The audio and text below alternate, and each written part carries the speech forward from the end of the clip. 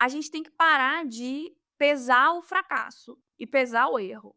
Porque também durante muito tempo eu fiquei tentando achar alternativas para uma coisa que eu já sabia que estava fadado a não dar certo, porque não pode errar, porque não pode desistir.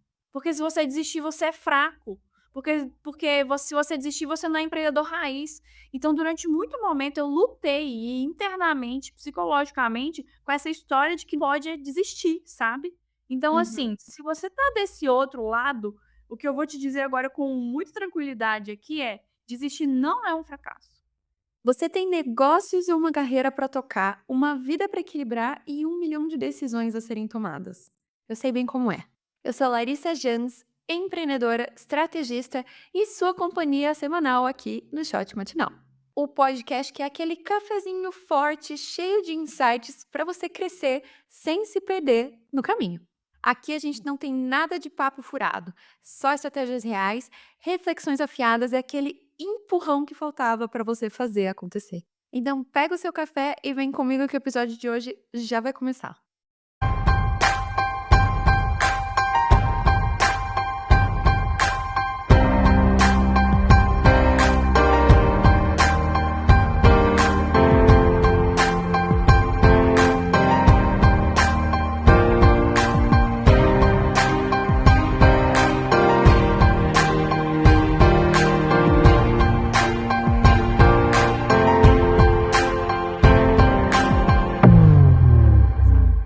Por que que a gente tem tanto medo de errar? É algo que a gente cresce fazendo, mas mesmo assim, a cada erro é algo que a gente se culpa tanto e vive um tabu muito grande sobre o tema fracasso. Por isso, o episódio de hoje a gente vai falar sobre errar faz parte, o que ninguém te conta sobre quebrar a cara. Que eu acho que é muito lindo quando a gente vê todas as histórias de nossa, 1 milhão de sucessos, etc. E a gente esquece de pensar que tem muito fracasso por trás de muita história de sucesso. Não, eu vou chutar aqui que não tem, pessoas que realmente atingiram o sucesso sem pelo menos um fracasso, né, galera. E acho que é importante da gente abraçar esse fracasso. Hoje a gente tá aqui com uma convidada que, eu queria muito que a gente estivesse fazendo isso presencialmente, que é uma pessoa que eu sou extremamente fã, uma pessoa que eu tenho o prazer de acompanhar a trajetória dela já há alguns anos. Os anos estão passando muito rápido. Já faz o quê? Uns 5, 6 anos que a gente acompanha a trajetória uma da outra. E a gente já teve papéis completamente diferentes nessa trajetória, desde completas desconhecidas a trocar ideias, muito mais como amigas, depois, ah, uma relação de investidora e empreendedora, hoje em dia uma relação de amigas de novo e confidentes, mas hoje quero apresentar a vocês a Jennifer Coutinho, que é uma das mulheres que eu mais sou fã nesse mercado. E hoje a gente vai, né, tratar de um tema super legal que eu acho que quando eu pensei nesse tema eu falei: "A Jennifer é perfeita para trazer sobre esse tema". E a Jenny tá aqui para contar um pouquinho da trajetória dela, que eu sei que tem um ou outro fracasso, vou chamar aqui, mas muito, muito, muito sucesso. Então, Jenny, em primeiro lugar, muito obrigada de estar aqui com a gente, no Shot, uma honra de te ter aqui.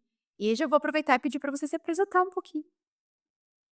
Pô, e ó, eu acho que, tipo, eu fico muito grata de todas as vezes que a vida cruzou a gente, porque me faz muito feliz a relação que a gente tem e, assim, a recíproca é totalmente verdadeira, assim, você é de longe uma das mulheres que eu mais admiro e eu tenho o privilégio aí de ter uma convivência por perto e tudo mais. Mas não vou ficar aqui tecendo elogios pra você não, pra gente ir direto para o assunto Bora. que a gente vai falar hoje. Engraçado, né, eu costumo falar que eu sou uma história errada que tem dado certo, né, então, já é curioso pelo que a gente vai falar hoje. Porque nem era pra eu estar aqui contando essa história hoje, essa é a real, assim, né. Eu falo que muito da minha vida pessoal diz muito mais sobre a minha vida profissional do que qualquer cargo que eu tenha tido e qualquer prêmio que eu tenha ganhado, né. Eu venho de uma história que a minha mãe, ela engravidou de mim com 13 anos, então a vida inteira eu escutei que o máximo que eu seria era mãe aos 14, como minha mãe foi mãe aos 14. Eu estudei em escolas periféricas, então eu escutei que o máximo que eu seria era caixa de supermercado. Não que isso Meu seja um Deus. problema, mas eu acho que o problema é você limitar o sucesso de uma pessoa. Eh, eu passei por algumas violências atravessaram a minha vida, então muitas vezes "Ah, você nunca vai conseguir superar isso", então é muito curioso a gente estar aqui falando sobre esse assunto, porque eu ouvi isso a vida inteira, sabe, você não vai dar certo, você não consegue". E eu acho que independente de quem você é, independente se você teve uma história um pouco mais, com empecilhos como a minha ou não, a gente como mulher ouve isso a vida toda, o dia inteiro e vai ouvir isso sempre. Então eu costumo me definir dessa forma. Exatamente. Costumo me definir dessa forma, porque apesar de tudo isso, de todos os erros e todas as coisas difíceis que aconteceram na minha vida, eu acho que eu consegui escrever uma história diferente. Então, se eu pudesse me apresentar hoje, não como uma forma profissional, hoje eu sou a mulher da história errada que tem dado certo. E é assim que eu prefiro me definir nesse episódio aqui hoje, sabe? Lindo, maravilhoso. E aí, acho que eu quero já aproveitar e puxar o gancho de, bom, Jenny hoje é o quê? O que que é a Jenny hoje como profissional? Hoje eu estou numa cadeira que eu sou sócia da Gup, né, a Gup é a maior HRtech da América Latina.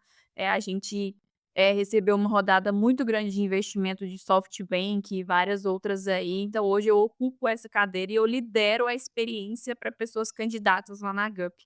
E essa história veio de um fracasso, né, de uma coisa que eu era para ter dado certo e não deu certo, né, que foi a minha história empreendendo com essa candidata mulher, que me trouxe até aqui, né. O fato de eu ter encerrado a minha operação, de eu ter fechado a minha empresa, abriu as portas para o lugar onde eu estou hoje.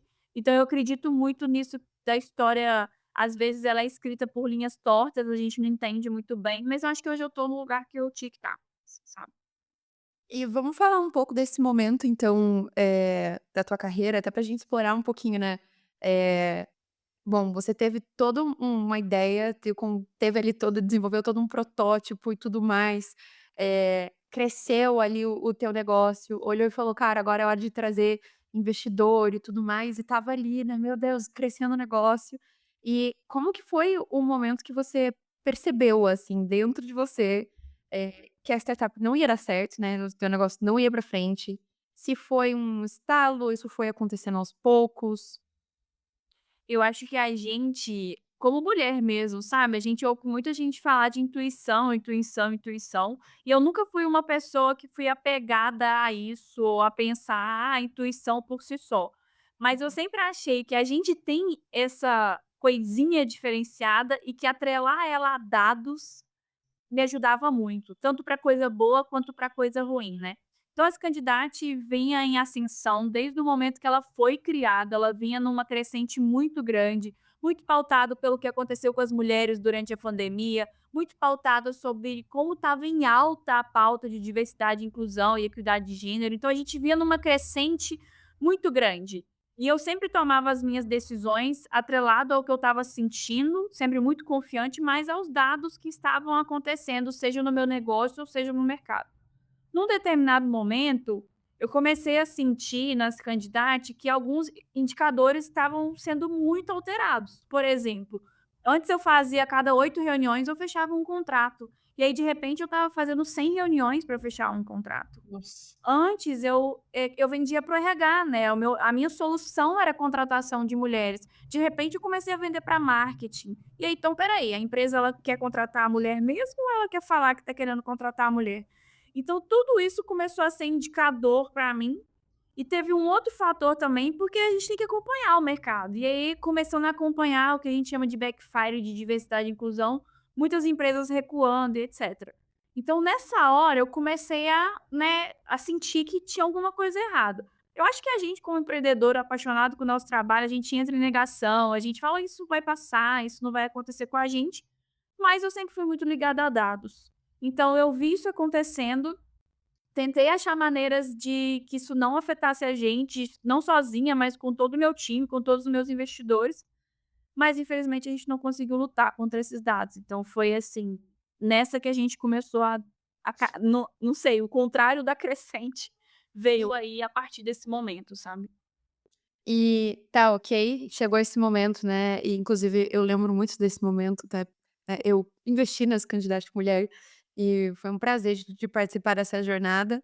E não, eu pelo contrário, eu não olho em nenhum momento como um fracasso, olho muito como foi uma oportunidade e foi uma oportunidade linda, aprendi também como investidora, afinal foi meu primeiro investimento anjo, né, tenho muito orgulho disso. Aí o Mas primeiro investimento anjo e o primeiro que deu errado.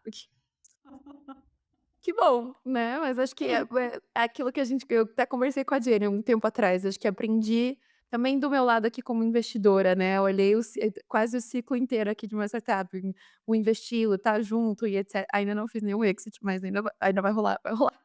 Então, Mas acho que olhando ali, tá, beleza, essa candidata fechou, e agora? O que que passou, assim, pela tua cabeça? Como foi esse momento? Como foi decidir o que fazer depois? Que você comentou um pouco ali, né, que obviamente toda essa experiência trouxe e pavimentou talvez eu gosto da expressão em inglês, né, pave the road pra você chegar hoje na Gup com toda a bagagem que você tem. Mas como foi esse momento até emocionalmente falando, né? eu acho que o primeiro momento a gente sempre procura a culpa, sabe? Procura culpado ou procura o "e se". E se eu tivesse feito isso diferente? E se eu tivesse tomado essa decisão diferente? A culpa é minha? Será que eu que fiz alguma coisa errada para isso acontecer? E por mais que ao seu redor o ambiente vai te dizer, tipo, a culpa não foi sua, ou e se, não existe o e se, foi do jeito que tinha que ser, mas eu acho que o primeiro momento isso pega muito, sabe? Lógico que principalmente ali eu, como uma pessoa que tinha investidores e tinha um time, talvez eu não tenha deixado isso transparecer tanto para as pessoas, mas por dentro, assim, eu estava quebrada, eu estava procurando ali justificativas para o ocorrido e me culpando muito, sabe. Então acho que o primeiro momento é esse, é o "e se", é onde que eu errei, o que que eu fiz de errado. E aí eu acho que no segundo momento vem um lapso de consciência, assim, né, se eu tinha 30% de energia, era usar esse 30% de energia então para finalizar bem uma história que foi tão incrível que eu não queria que no final dela eu finalizasse ela mal, sabe. Então, Uhum. passada essa fase do "e se", onde eu errei, o que que eu teria feito diferente, eu também olhei e falei assim: "Mas assim, não tem nada que eu possa fazer agora, então como é que eu vou encerrar isso aqui da melhor maneira possível, pra que eu consiga seguir em frente como ser humano, como profissional e tudo mais", sabe. Então acho que tem Uhum. essas fases. E eu já te perguntei isso várias vezes, mas vamos deixar público aqui. Se você fosse abrir outro negócio hoje, né, então voltar para essa jornada empreendedora, que de certa forma você está vivendo dentro da Gup também como empreendedora, mas se você hoje fosse olhar e falar: "Cara, eu vou construir um negócio do zero", né, o que que você faria diferente nessa jornada? Cara, a gente, principalmente mulher, e no meu caso, né, como eu falei no início, como eu venho de uma história muito simples, a minha relação com o dinheiro ela é muito conflituosa. E por que que eu vou falar isso? Porque para mim, pouco dinheiro é muito dinheiro. E quando eu abri a rodada das candidatas mulher, eu abri uma rodada, sei lá, de 1 milhão na época, e eu tive muita oferta. Tipo, tinha muita gente querendo entrar. E Uhum, eu nessa história do meu relacionamento com o dinheiro, na época eu não, né, não estava muito bem resolvida em relação a isso, eu achava que, assim, eu preciso de 1 milhão e é 1 milhão que eu preciso. E daí que eu tenho 2 milhões na mesa, eu só preciso de 1 milhão, então eu não vou pegar 2 milhões. Então eu acho que a gente tem essa parte. E hoje, olhando para trás, eu acho que eu poderia ter pegado o dinheiro que estava disponível para mim na mesa naquele momento. uhum. Ainda que fosse mais do que eu precisava, sabe. Eu não acho que outras pessoas na minha situação fariam o que eu fiz. Então eu acho que num primeiro momento isso com certeza eu faria diferente. Se eu tinha disponível dinheiro na mesa, por mais que fosse mais do que eu achava que eu precisava, eu deveria ter pego naquele momento. Uma segunda coisa que eu acho que eu faria diferente também é a gente, como RH e como liderança, e você quer ser uma liderança querida e tudo mais, às vezes eu acho que a gente demora um pouco para tomar decisões que a gente já sabe que a gente tem que tomar. Então, por exemplo, haviam pessoas que eu contratei ali, e por ser mulher, e ser empresa que é mulher e etc, que no começo eu já sabia que ia dar errado, sabe. E eu acho que eu demorei muito para demitir, eu acho que eu demorei para tomar a decisão, e aí a demora da situação de uma demissão é a demora para reposição, é um dinheiro que eu gastei que poderia ser investido em outra coisa, então eu acho que a gente demorou para tomar decisões mais rápidas. as que a gente já sabia que tinha que fazer, sabe. Então acho que isso também eu acho que a gente faria diferente. E, por último e não menos importante, mas eu acho que essa é polêmica, eu precisava de grana. Então, o meu negócio ele era B2C, e não existe tese de investimento B2C assim, fora o que a gente vai falar de Facebook e essas coisas, e fintech, etcétera. Então, eu me rebolei toda para encaixar o meu negócio numa tese B2B e virar ele para o B2B, sabe. Hoje, eu não sei se eu teria feito isso, sabe. Ainda que no B2C eu fosse mais devagar até eu chegar onde eu queria, eu não sei se ter virado para o B2B foi uma boa decisão para me encaixar nas teses de investimento e para botar dinheiro dentro de casa. Então essas 3 coisas eu acho que foram cruciais, assim, na minha jornada e que talvez eu faria diferente, hoje, né, com a consciência que eu tenho hoje. É, mas eu vejo que esse ponto principalmente sobre e eu vou fazer uma analogia tanto na visão de mundo de negócios, quanto na visão de vida pessoal, né, querendo ou não, eu por ter passado pelo papel de tu investidor, também acompanhei um pouco isso, de ver essa movimentação de sair do B2C para ir para o B2B, e a gente vê no mercado essa pressão mesmo das startups de ir para o B2B, porque a gente tem uma previsibilidade de receita maior, a gente às vezes consegue contratos maiores, enfim, né. Eh, mas, e aí, fazendo um paralelo aqui, talvez como mulher ou como mulheres aqui nessa audiência, quanto a gente não deixa, o lado externo, né, as fontes externas pressionarem a gente para mudar o nosso pensamento, pressionarem a gente para mudar, as nossas resoluções, os nossos objetivos, e a mesma coisa quando a gente fala de uma empresa, né, então, independente aqui, né, se a gente está falando como mulher, ou como realmente, como empreendedoras, como, enfim, profissionais, a gente acaba deixando se moldar muito forte pelo meio externo. E eu lembro lá atrás quando você principalmente quando você fazia os pitches, das candidatas, e até queria que você trouxesse essa métrica que você sempre trazia, né, o porquê que as candida qual é a dor que surgiu das candidatas, porque eu acho que se encaixa muito aqui, né, nessa nossa conversa.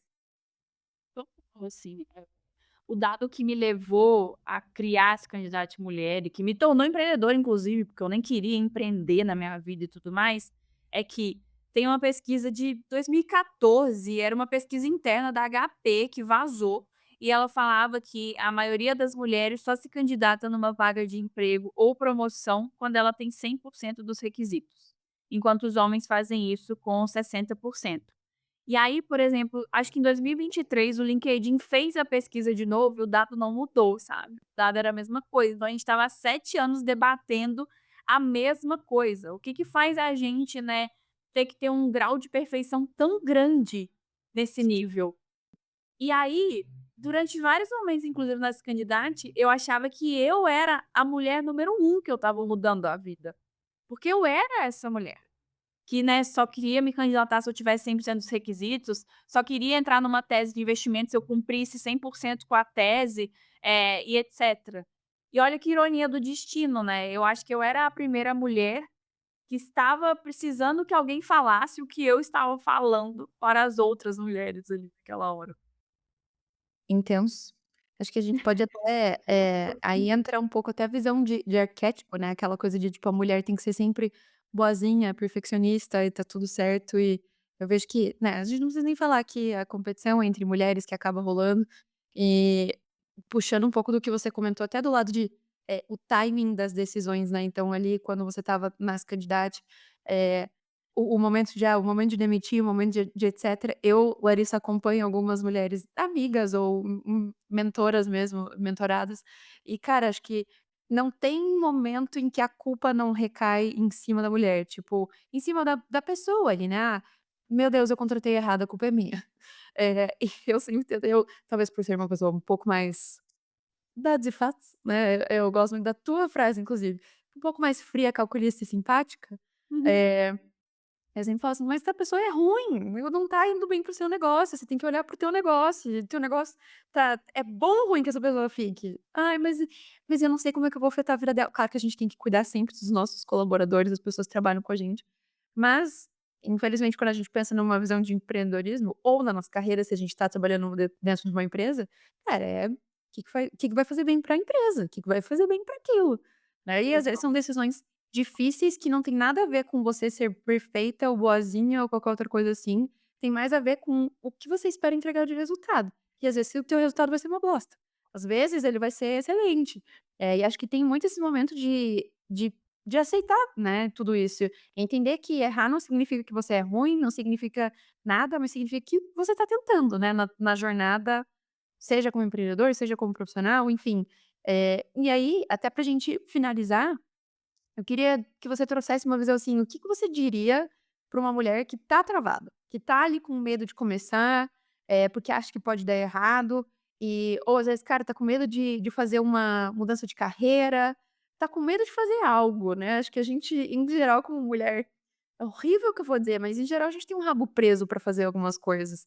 Eu me considero uma pessoa que toma risco pra caramba, mas eu tô vendo que cada ano que passa essa minha sensação de tomar risco tá diminuindo, né, porque acho que, querendo ou não, as responsabilidades batem, a idade bate, várias coisas batem, mas isso não significaria, não deveria significar essa trava, né, do erro, essa coisa que parece que não deixa a gente seguir. Então, como uma pessoa que passou por isso, você passou por esse vale e sobreviveu e tá tudo certo e pelo contrário tá super bem, eh o que que você diria, assim, pra uma mulher que tá travada hoje, tá se sentindo estagnada?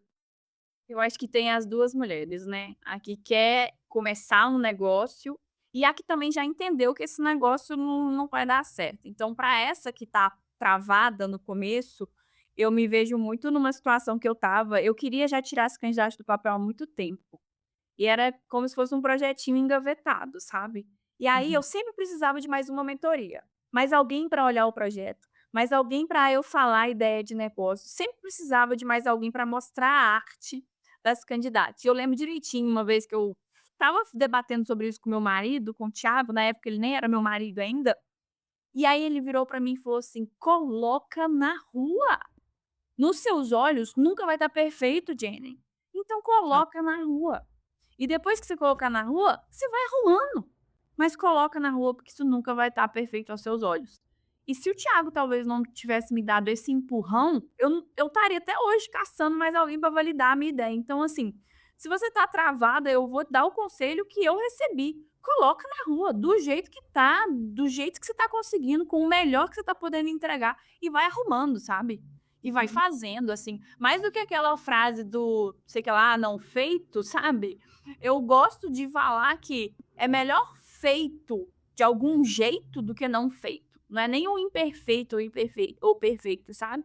Então acho que esse é o lado de: "Cara, bota na rua, e ninguém vai julgar", tipo assim, hoje eu olho o meu primeiro post desse candidato de mulher, tá lá até hoje, eu não arquivei nada desse candidato, eu olho pra ele, eu tenho um pouco de crise de riso, assim, realmente. Mas ele resolveu, e durante 4 anos a gente teve uma história magnífica e é isso, sabe. Então acho que Sim. tem essa mulher. E para outra mulher, que é na fase final dessa candidate, o que eu diria com muita tranquilidade é a gente tem que parar de pesar o fracasso e pesar o erro.